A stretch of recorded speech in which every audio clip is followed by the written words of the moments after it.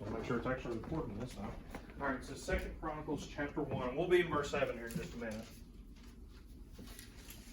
So we left off last time talking about David. And with David, one of the last things that we talked about, and kind of one of the big events at the end of his life, was his failure with Bathsheba. And one of the things that I didn't mention last week, and I'll just kind of hit on this really quick before we go into Solomon's life, was that one of the punishments for David's sin, God said that the child that him and Bathsheba were going to have from their sin would die. And it did. That son passed away. And David went through a really dark period in his life. And during that time, when he was going through that, and like you can look in the Psalms and you can see a lot of the really emotional, repentful, kind of depressed Psalms in the book of Psalms really comes from that time frame when David was dealing with the loss of his son. It was a really big moment in his life where he had drifted from God and then he came back to God. But when you drift from God, it's not that God is not there with open arms waiting on you. He is. But it's the struggle we personally have to deal with and dealing with our sin and the repercussions for what we've done. So, David went through this really dark period of time. He does have another son, though, with Bathsheba, and that son is Solomon. Now, Solomon is one of the, he's one of the, probably arguably, really other than David, he's the most important king in Israel's history. And even some would say maybe even more important. But he became king after his father David. And there was some, it wasn't just this easy transition where, he just stepped into the throne and David had tons of other kids and they were all like, he's the man. Yes, he's going to be the king. It didn't go like that. There was a lot of fighting. There was a lot of jockeying for power. It was a very kind of turbulent time. But Solomon was God's choice. Solomon, in all honesty, was David's choice. And he was made king eventually. One of the most defining things about Solomon was his wisdom. He was the smartest man up to that point to ever live, and there's an argument that he was maybe the smartest man to ever live outside of Christ. But in 2 Chronicles chapter 1 and verse 7, we're going to read a few verses here. This is this is kind of what sets him apart from everybody. Verse 7, it says, "And in that night did God appear unto Solomon, and said unto him, Ask, what shall I give thee?" So God has come to Solomon, and he said, just ask me whatever you want. It's kind of a reward for being the king of Israel, for being David's son. "And Solomon said unto God, Thou hast showed great mercy unto David my father, and hast made a reign in his stead. Now, O Lord, let thy promise unto David my father be established, for thou hast made me king over a people like the dust of the earth and multitude. Give me now wisdom and knowledge, that I may go out and come in before this people, for who can judge this thy people that is so great?" So God has said, I'll give you anything. And Solomon said, I want knowledge and wisdom to be able to rule your people. And this really, people in power don't typically go this route, right? When we see people in power, one of the first things that they want is more power. When we see people in power, they want money, they want honor, they want to be lifted up. They, we see people talk about like, we see kind of jokes and stuff and like fairy tales about like genies and stuff like that. And people are like, I want money. I want to live forever. I want that beautiful spouse. Those are the kind of things that people wish for. I've never really seen a movie where somebody sits back and they have all these wishes and they're like, man, I want to be smart. Especially for other people's sake. Because he's not asking he's not asking for wisdom so that he can just be known as the smartest person alive. That's not it. He wants wisdom so that he can lead God's people well. So God hears this, and this, as much as you can, impresses God. And in verse 11 it says, "And God said to Solomon, Because this was in thine heart, and thou hast not asked riches, wealth, or honor, nor the life of thine enemies, neither yet hast asked long life, but hast asked wisdom and knowledge for thyself, that thou mayest judge my people over whom I have made thee king. Wisdom and knowledge is granted unto thee, and I will make thee rich in wealth and honor, such as none of the kings have been before thee. Neither shall there be any after neither shall there any after thee have the like. So, God looked at Solomon and his request, and he was impressed in a way. And he said, "Okay, since you didn't ask for all these things, you know what? You want wisdom, you want knowledge. I'm going to give that to you, unlike anybody else. But I'm also going to give you wealth. I'm going to give you honor. I'm going to give you power, unlike anybody before you or unlike anybody after you." And God makes this true in Solomon's life. Solomon's time on the throne is the golden age of Israel. It is when they are at their peak, their pinnacle of existence. And Solomon's wisdom is at the centerpiece of it. Solomon writes several books in the Bible. One of the books that we all are we know a whole lot about is Proverbs. There's probably a few of the Proverbs that are not Solomon's, and that's okay. But for the most part, a lot of the Proverbs that we read in the book of Proverbs come from Solomon and his knowledge. There's a lot of other books that are attributed to him that are outside of the Bible too, that are full of really good truths, really strong like life lessons and stuff. They're not inspired, so they're not in this book, but it doesn't make them any less good advice.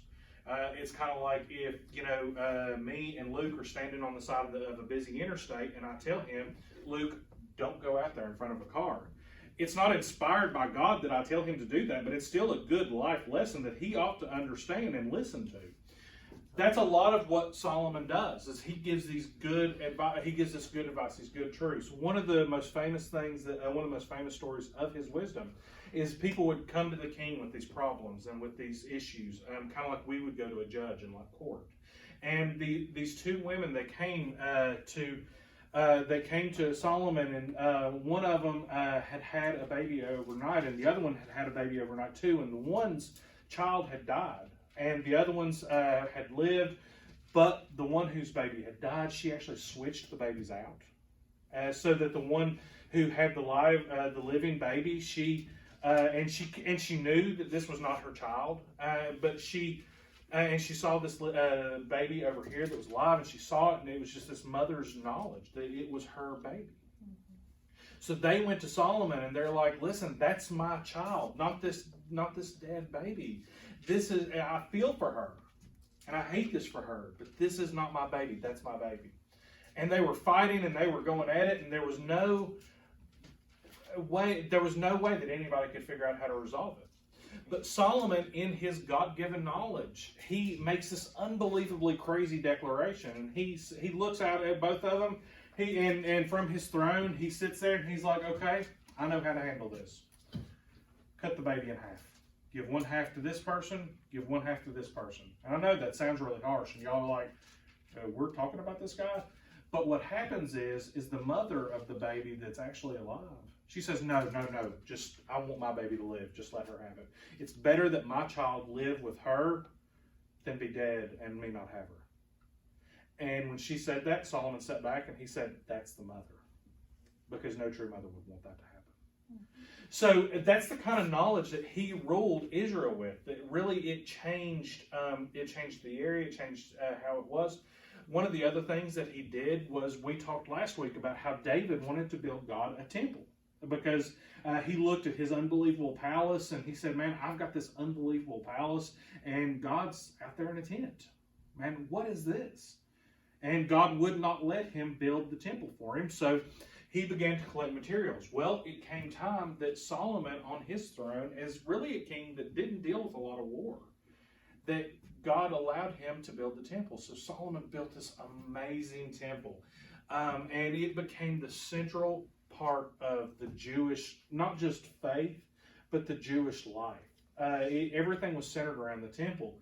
And he he created this unbelievable temple, and it allowed them to connect with God in a deeper way, because now his home was not in this tent, but it was in this structure that was in the middle of their city, so that everywhere they went, man, they could just look and be like, man, that's where God is, in the temple.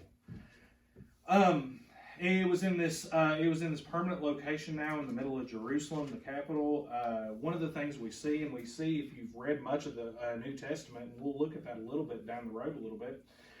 The priests, they became corrupt, though. They were able to set up these areas around the temple because people would come, because you had to do these same offerings that you had to do in the tabernacle. Well, people were traveling for miles and miles and miles to get to the temple. I don't know, you guys farm. I don't. So, could you imagine walking with a goat for 20 miles? Would that be rough? No? No. Oh, wow. Okay. To me, that would suck. I would have a really hard time with that.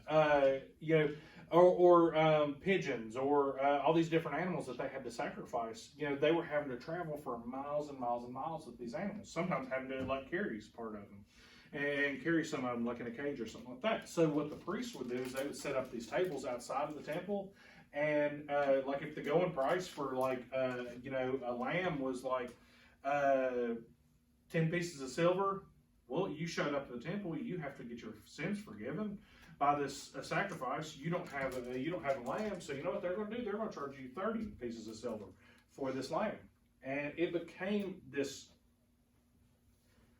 corrupt profit-making scheme by the priests, and it showed a lot of the corruption that was in the priesthood and the Jewish church at that time. So, but that's down the road. Things are pretty good at this point. So, but this is the golden age of Israel. There was never a king that was richer than Solomon, or would be richer than him. He had all these chariots. He had all these horses. He had all these possessions. He was so honored that even the Queen of Sheba, she actually came to Israel and wanted just to see what was going on out of Egypt. One of the biggest empires in the entire world wanted to see what was going on in Israel. But here is where it kind of goes sideways. Things were great, and things were going amazing for Solomon and the entire nation of Israel. But Solomon had one huge weakness above all weaknesses, and that was women. He was unbelievably, he was never content. He had 700 wives and 300 concubines, 1,000 women. He wanted to be, and some of this was done to establish different political connections. It's he would marry the daughter of the neighboring nation to solidify that relationship and stuff like that. But he had all these wives, he had all these concubines, and he had all these different influences. You see, God actually told the people of Israel he did not want the people of Israel, and especially a king, to marry people outside of Israel. This was not because of anything other than the fact that they would get their eyes and attention off of God. So, and when we see this, a context today is when we say, Luke is girl crazy, so if he comes in here with a girl that is, not a Christian, that's not a good combination, because she's going to get his eyes and attention off of God. So then when I tell him, it's no, you shouldn't do this, and he's like, I'm going to see her get saved. And I'm like, and I've had this conversation 100 times. No, you're not. Shut up. So, and that's how the conversation goes. But this is the idea. It has nothing to do with regions or localities or races or genders or anything like that. What he is talking about here is the fact that he doesn't want people of different religions marrying in, because they're going to push their eyes off of God. And that's one person that God was saying, don't marry a single person outside of your faith, outside of Israel.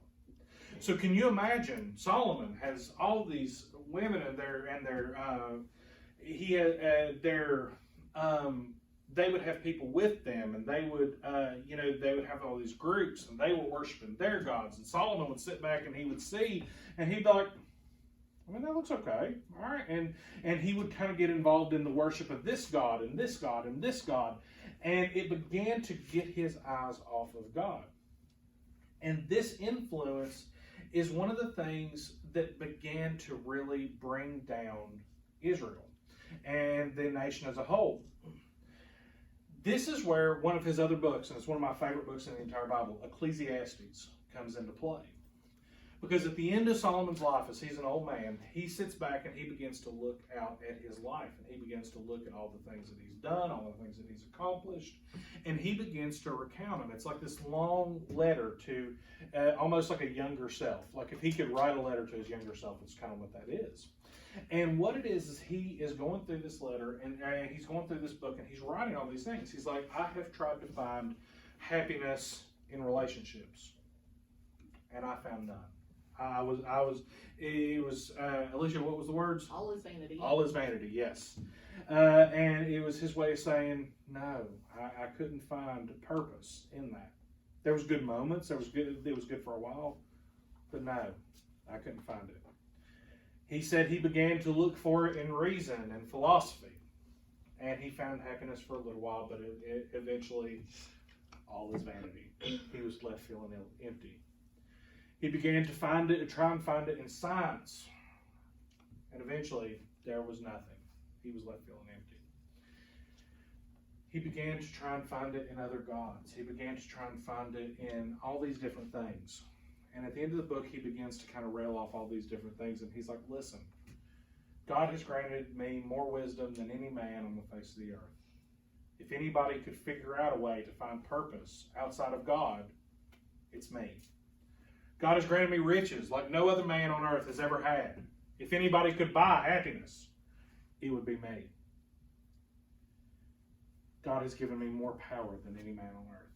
So if any man could just have it, take it, it would be me.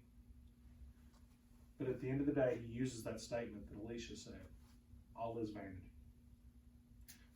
And at the end of his life, he realizes the only way to find true happiness and purpose is in God.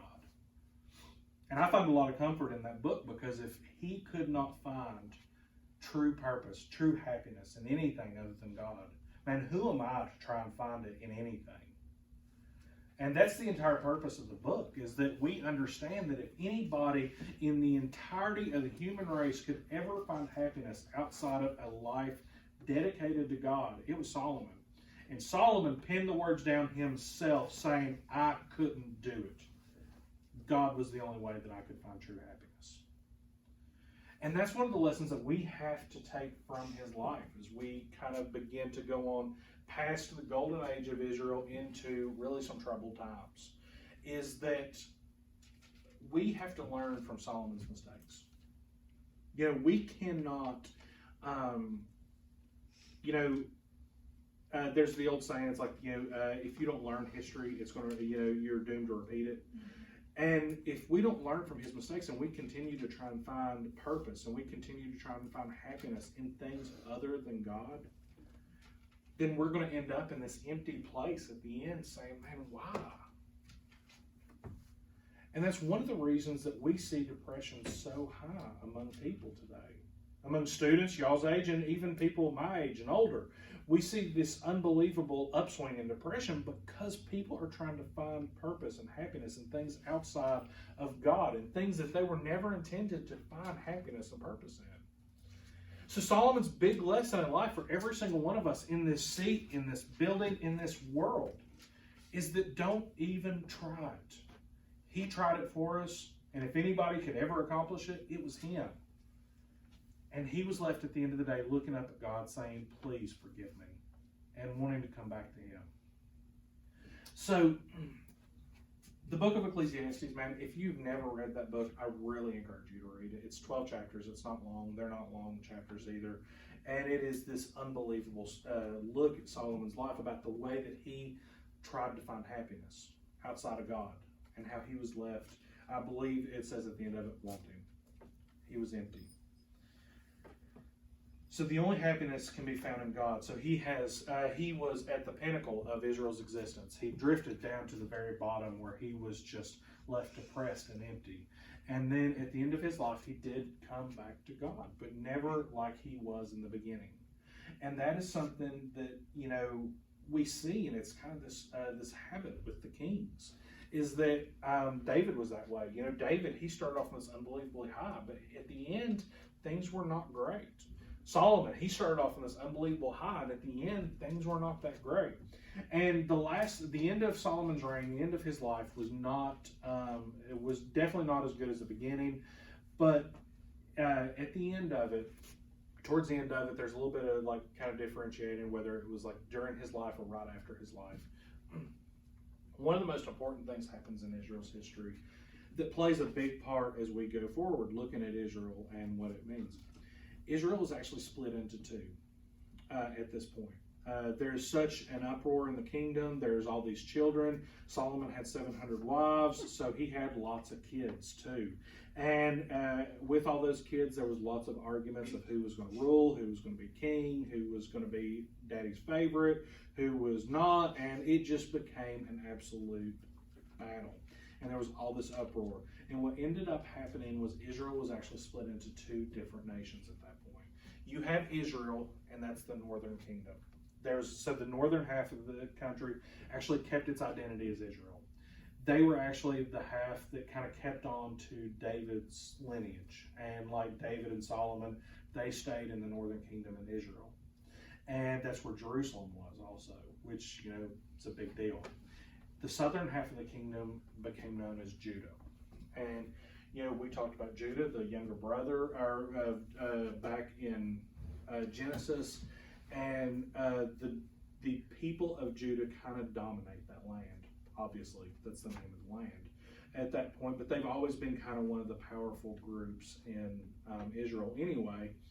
So we see these two kingdoms. Now, there's never really, to my knowledge, and I might be wrong on this, and I'll check it later, but there's never really truly outright war between these two nations of Israel and Judah. But they never really get along or work together really well either. And what begins to happen is that nations begin to attack the northern kingdom of Israel, or they begin to attack the southern kingdom of Judah. And the king of, say, Israel, if Judah's getting attacked, he'll sit back and he'll be like, I'm not messing with this. They can deal with their own fight. Or vice versa. If Israel's being attacked, then Judah's sitting down there and they're like, stinks for you. And they just kind of let it be. Next week, we're going to start getting into, we're going to kind of skim over a lot of the other kings because there's way too many to get into.